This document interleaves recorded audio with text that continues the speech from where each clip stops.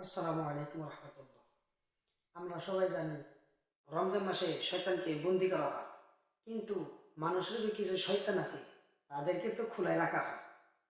এ প্রথমেই এই যে শয়তানের কথাগুলো শুনে আসে। হজরত মোহাম্মদৰ কথা মই আপোনালোকক কওঁ। হজরত মোহাম্মদে মাত্ৰ 2-3টা খেজুৰ খাই পেলাই ইফতাৰ কৰিছিলে। খেজুৰ আৰু পানী।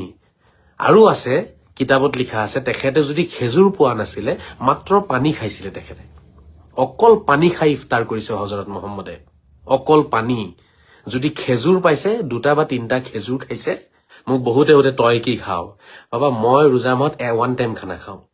মই ৰাতি চেহেৰিও নাখাওঁ, ইফতাৰো মই নকৰো। মই ৰাতি 11টা বজাত খাওঁ। 24 ঘণ্টাত 1 টাইম মই খাওঁ। চেহেৰিত মই মাত্ৰ 1 গিলাচ পানী খাওঁ। ঠিক আছে, মই চেহেৰি নকৰো। ঠিক আছে, আৰু মই ইফতাৰো নকৰো। মানে ইফতাৰ নৰ্মেল আৰু 1 কাপ চাহ, 1টা বিস্কুট, 1 কাপ চাহ, 1টা বিস্কুট, পানী 1 গিলাচ হৈ গ'ল। কিন্তু হজরত মোহাম্মদে তেনেকে কৰিছে। তো শুনতে পারলেন এই শয়তানে কত মিথ্যা কথা বলতেছে।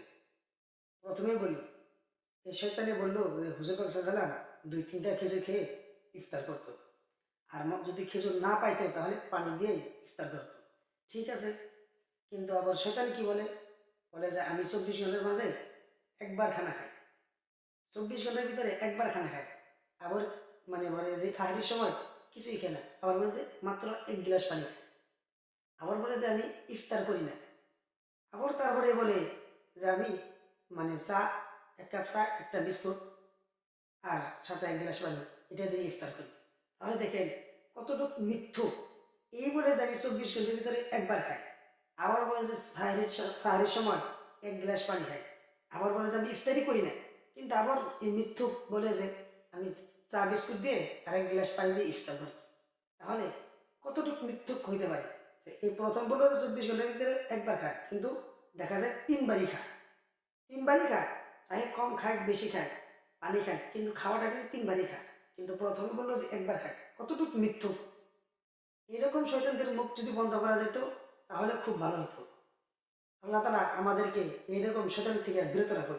এই ভিডিওটা অধিক পরিমাণে শেয়ার করবেন, অধিক পরিমাণে শেয়ার করবেন, মানুষ জানি এরকম ধোঁকায় না পড়ে, এরকম শয়তানের ধোঁকায় না পড়ে। কারণ আসল শয়তান তো বন্ধ করা হয়েছে, কিন্তু এরকম শয়তানের ধোঁকায় জানি না পড়ে। আল্লাহ তাআলা আমাদের সবাইকে হেফাজত করুন। আমিন। তো সবাই দোয়া করবেন, আর সবাই ভালো থাকবেন, সুস্থ থাকবেন। আসসালামু আলাইকুম ওয়া রাহমাতুল্লাহি ওয়া বারাকাতুহু।